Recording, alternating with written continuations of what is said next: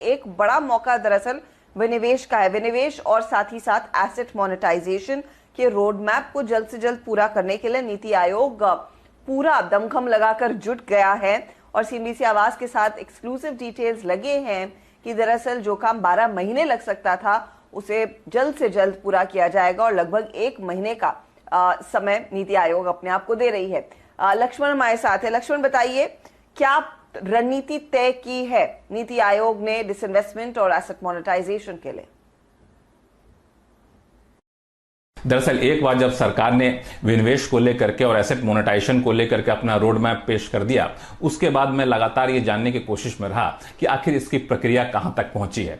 तो मुझे ये समझ में आ रहा है कि नीति आयोग बिल्कुल इन दोनों ही मोर्चे पर काफी फास्ट ट्रैक मोड में है। वो चाहता है कि एसेट मोनेटाइजेशन हो या फिर डिसइन्वेस्टमेंट हो, उसको जल्द से जल्द किया जाए। और सूत्र ये भी कह रहे हैं कि नीति आयोग ने इसको लेकर के एक पूरा प्रस्ताव सौंपा है जिसमें प्रक्रिया छोटी करने की सिफारिश की गई है। मिसाल के तौर पर नीति आयोग चाहता है कि जैसे ही किसी कंपनी के विनिवेश की सिफारिश की जाए, उसको सीधे सीसी यानी cabinet committee on economic affairs के पास पेश किया जाए और नीति आयोग की सिफारिश करने के 30 दिन के भीतर भीतर सीसीए से मंजूरी ले ली जाए। अभी इसमें कम से कम 12 महीने का लंबा वक्त लग जाता है।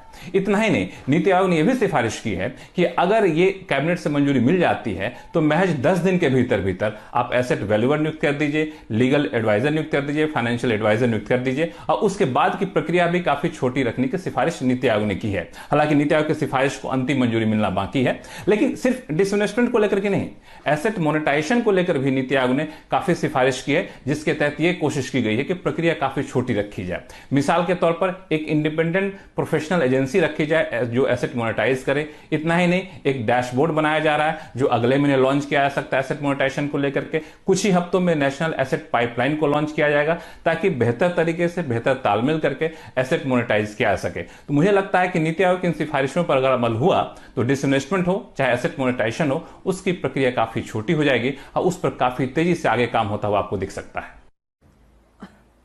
ओके, तो जाहिर तौर पर प्रोसेस कम करने का प्लान है, लेकिन मुझे बताइए लक्ष्मण कि क्या टारगेट रहेगा, कितना पैसा जुटाना चाहती है सरकार और किन किन कंपनियों के जरिए एसेट मोनेटाइजेशन और विनिवेश की प्रक्रिया अब किक ऑफ होगी?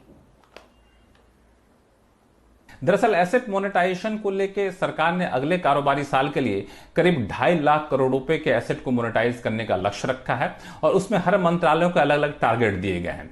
मिसाल के तौर पर रोड ट्रांसपोर्ट और हाईवे के जरिए 30,000 करोड़ रुपए के एसेट को मोनेटाइज करने का प्रस्ताव है। इस तरह से पावर सेक्टर के लिए 27,000 करोड़ रुपए और रेलवेज के लिए 90,000 करोड़ रुपए एसेट मोनेटाइज करने का प्रस्ताव रखा गया है। पेट्रोलियम नेचुरल गैस के लिए 17,000 करोड़ रुपए, जिसमें जाहिर तौर पे गेल के और आईओसीएल के, एचपीसीएल के गैस पाइपलाइन भी होंगे।